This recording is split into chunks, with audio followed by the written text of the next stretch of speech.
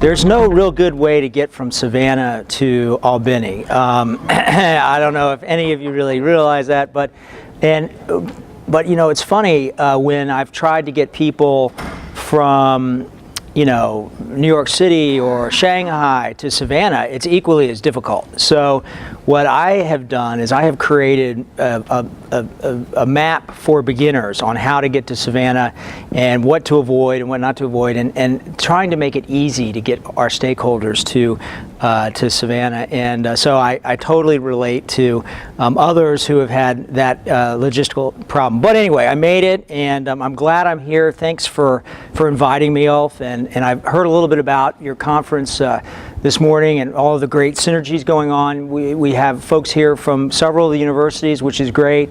Just as a footnote, we often hire graduates from these programs. We do internships with folks from these programs. So it's a great honor to be here today, to be back in a college environment, because this is really where the great logistical minds of the future are trained. But anyway, the PowerPoint presentation, I want to go through it quickly so we can do somewhat of a dialogue here.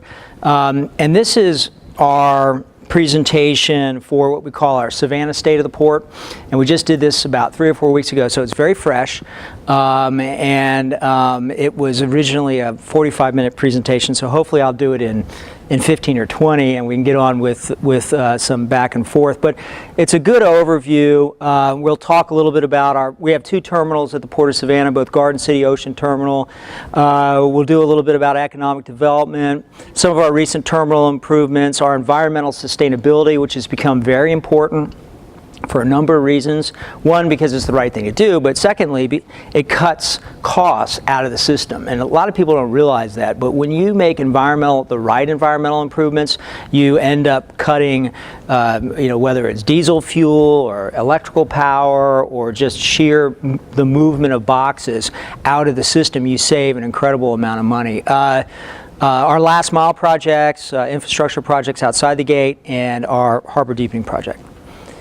All right, first, our economic impact on the state. Some of you may have seen these numbers before. Let's see, the pointer works, yes. Close to 300,000 full and part-time jobs are related to the movement of cargo through our deepwater ports.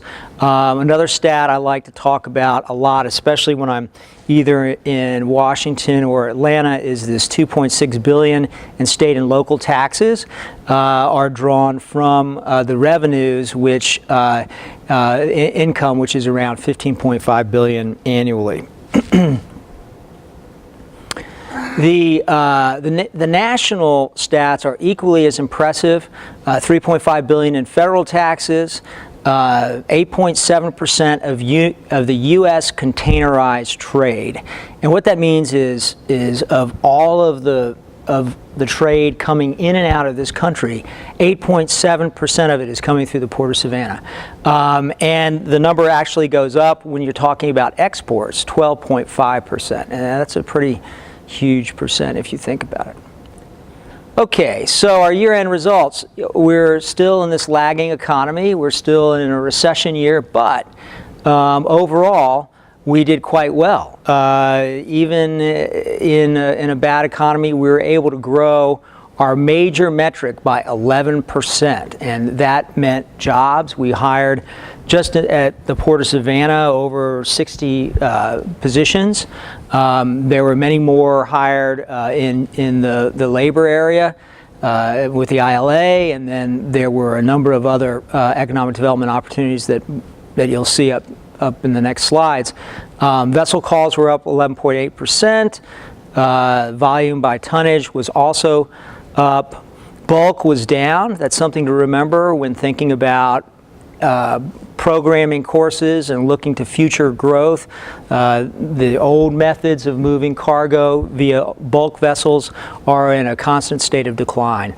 And I'll get to that here soon. I think maybe more in our question and answer. Maybe someone will remember it because I might forget after my harrowing trip here. No, but what that really means is that everything is moving via container, and it's creating a lot of increased opportunities in the containerized business. For example, grain producers are discovering that rather than moving all of their grain via rail to bulk vessels, they're moving it via container to containerized areas, and that's creating a whole new opportunity. In fact, it has the potential to cut the middleman out of much of the business cycle. In other words, if you're a grower of soybeans and you have the ability to market yourself through the internet and put your soybeans into a container, you could cut out all of the middlemen in between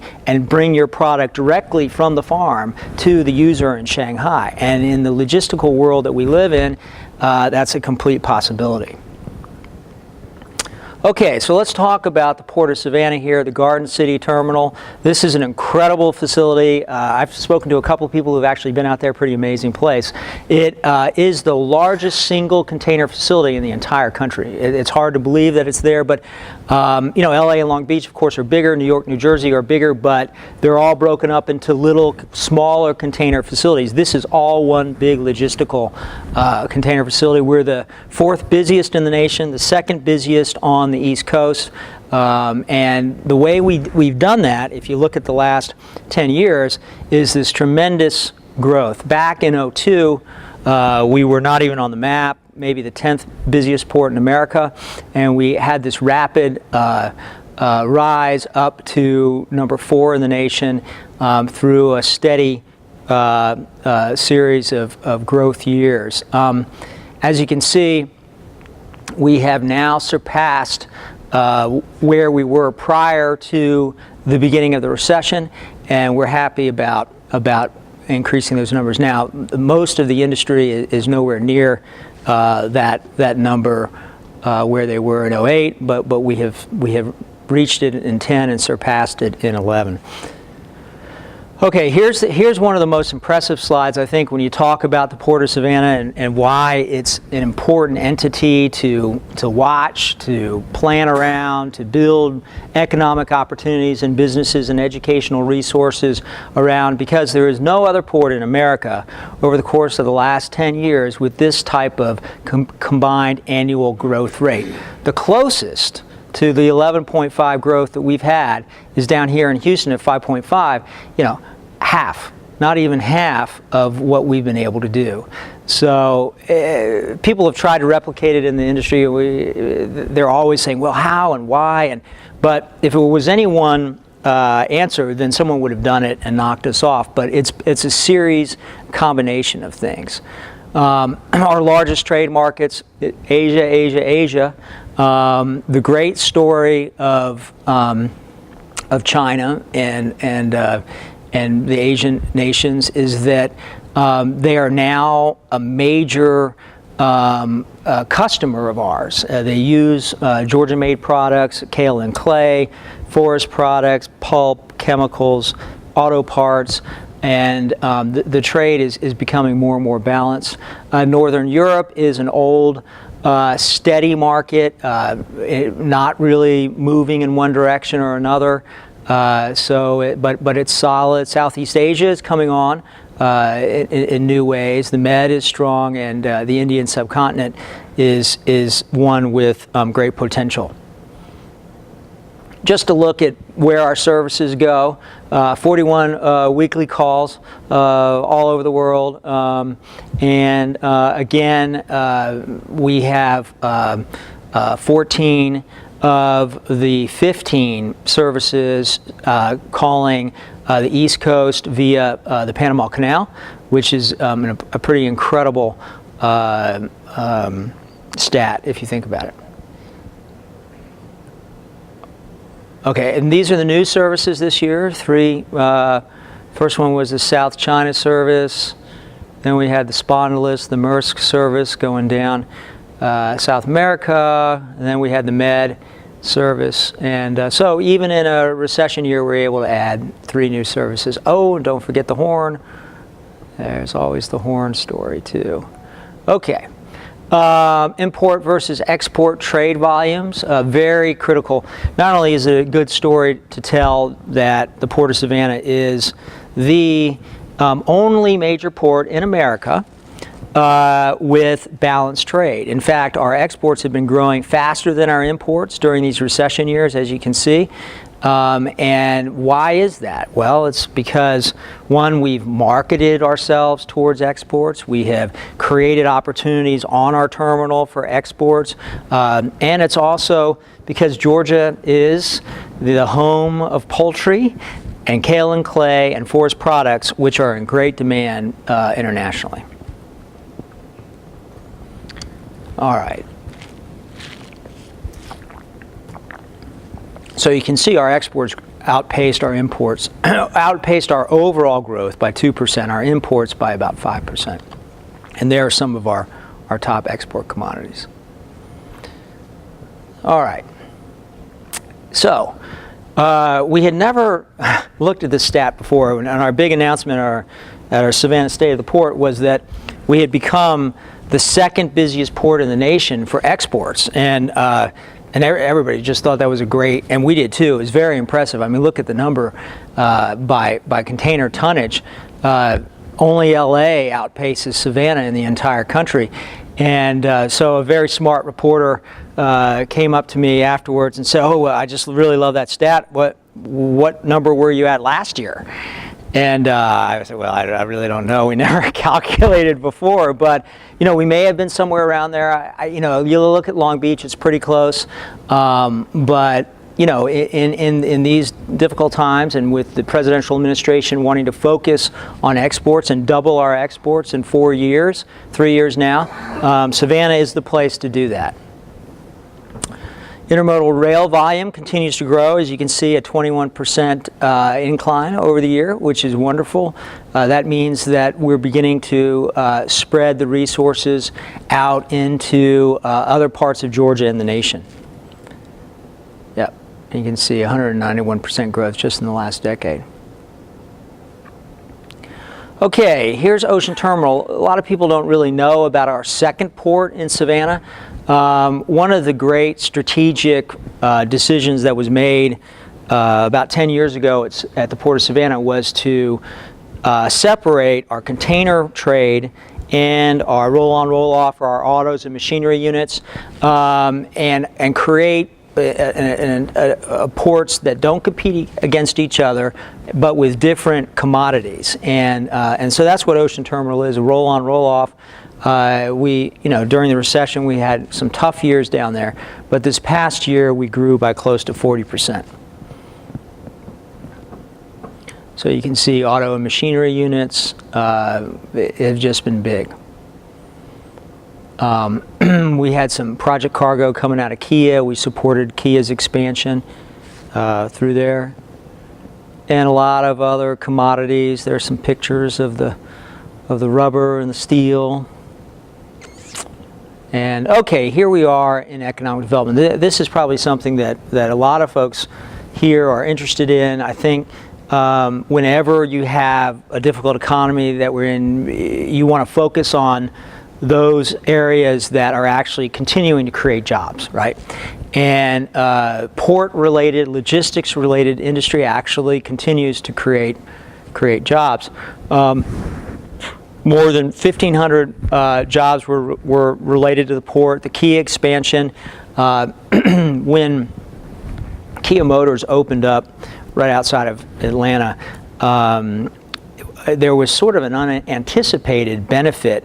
Well, we actually knew, or we thought we knew, we would have a great benefit from it. But at the time the plant opened, I guess it was about 4 years ago, we did hardly any business with Kia. Today, Kia is our 7th largest customer, and that's because we're bringing in all the auto parts for their supply chain up to the plant outside of Atlanta. So that's been a huge benefit. And so when you look at those 1,000 jobs, those are the jobs that were created at the assembly plant, but the amount of jobs that were created in and around the port as a result that new facility are just incredible. And Mitsubishi is another addition that a major new plant created 500 jobs in Savannah. Again, it wouldn't have been there, it wouldn't have located in the Savannah area if it weren't for the port. And then we had a number of smaller expansions in the distribution center arena. Dollar Tree did an expansion. JLA came on board with 100 jobs. Phillips Van Heusen, 150 jobs. All great stories. And then we had some port-related business expansions with fewer jobs, more in build-outs and infrastructure that were quite beneficial. Okay, environmental sustainability. As I mentioned, the important thing to remember is that environmental sustainability also means economic opportunity. We've introduced a multi-million-dollar environmental management system that has dramatically reduced our emissions. I think there's a slide up here soon that will show it. Here it is. We've had 54% reduction in diesel consumption in the last decade. Our ship-to-shore cranes, we electrified. They used to all run on diesel. That in and of itself saved 2 million gallons of fuel annually. And when we set out to do that, we put it on a spreadsheet and showed that over the course it was going to take 12 years to earn back the investment put into the cost of transferring those cranes. And right as soon as they came online, what happened? Diesel fuel spiked. And suddenly we looked like total geniuses because we paid it down in 3 years instead of 12, and now they just continue to earn money for us. And we transferred to ultra-low sulfur diesel, and that had emissions. And altogether, these changes have led to a reduction or avoidance of 4.6 million gallons annually of diesel fuel. Pretty big number. We have an on-terminal wetland. Hard to believe, but yes, rare birds. We have a rookery of great white egrets that nest there. Pretty incredible. They had their babies in the nest. We took some great photos from the distance. Our environmental manager said, no, you can't bring the news crews out there. You can't take pictures. You got to use a telephoto. And of course, me being in charge of our communications and marketing, I thought, what a great opportunity. And they said, if you do that, they'll never come back. I said, okay. But we were able to take a few really great telephoto shots. Last mile projects. This is the effort to link the port to our interstate system through small last mile projects. Here's one of them that you can see. It's an overpass, a pretty simple effort to, over here on this side is where our rail yard is, and on this side is where the rail will be going. And up until now, this was the dead end, and it was unable to cross into the rail down into Savannah and around. So what the trains were having to do was, when they got to this rail yard, was take the boxes off, put the boxes on, and then use about a 15-mile circuitous route back around the city and back up to Atlanta. Now this little project will reduce that and reduce 20 at-grade crossings. So that's been a huge improvement for us. And then there are a number of other projects. The state decided to fund 100% the Jimmy DeLoach Parkway extension. As you can see, it comes all the way into this State Route 21, but in the coming years it will go all the way into the port. This is the project I was just talking about, the overpass.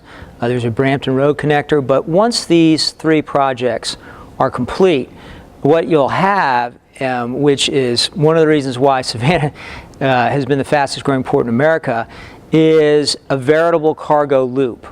and a beltway in which cargo can come straight in and out of the port onto either of the 3 interstate systems.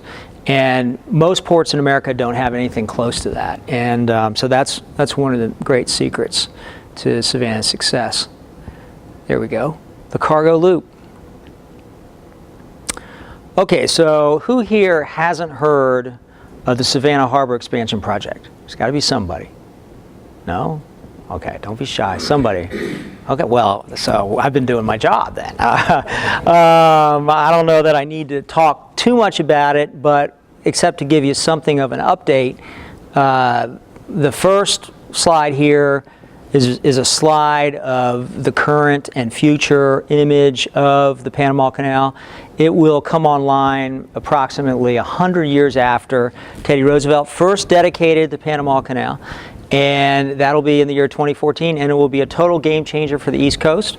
We will go from the depth of 42 feet, which is what our terminal is at, and which is what Panama Canal can hold, to approximately 60 feet. And so that's one reason why we've been working very hard on getting deeper water in Savannah. As you can see, Savannah is the only major port in the world with only 42 feet of water. The Panama Canal has been there for 100 years, and we've been there for whatever, 65 years. Not really, because we've been deepening along the way, but Panama Canal is about to go up. New York, New Jersey has the funding and the approval to go up, and Miami is as well. So we are in a race to get this harbor deepened in time. Where are we right now? The draft environmental impact studies have been released. The second version of that will be released later this year. Public comments have been received. The Corps is revising the documents for a final public review, which I have to say is going very well. We have funding lined up on the state side. $134 million in state funds have been secured. The President's budget this past year had enough money in it to finish the studies, which is very good. And the governor, we have never had this before. Sonny Perdue is a great supporter of the harbor deepening, and whenever we requested a certain amount, he would put the amount we requested in. Governor Deal sort of one-upped him, and before we could even put in the request that we thought would be needed for the year, he announced sometime this past summer that he was going to put $46.7 million in. So our state legislators definitely, and our governor's office definitely knows the economic impact of this project. Something that we like to tell everybody is that we can never get enough support, and our elected officials can never hear enough about the importance of this deepening project. Okay, what next? As I said, the final study will be released. The Corps will respond to public comments. There'll be more reviews. And then we expect, this is the term to watch out for in the press, record of decision. When the record of decision comes, that means that all the federal agencies that have to sign off and will have signed off.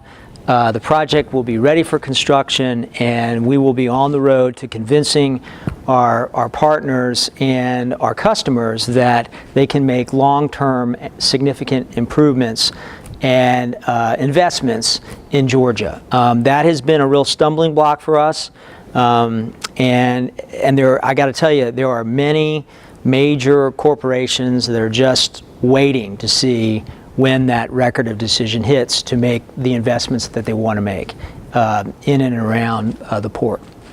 I think, one more. A summary. We talked about all these things. The Jimmy DeLoach Parkway was fully funded. State funds are in place. The EIS has been released. We've had incredible export growth and overall double-digit growth. So a great story. I'm very proud to give you a positive report today. And with that, we got to look forward a little bit here. Basically the same type of thing.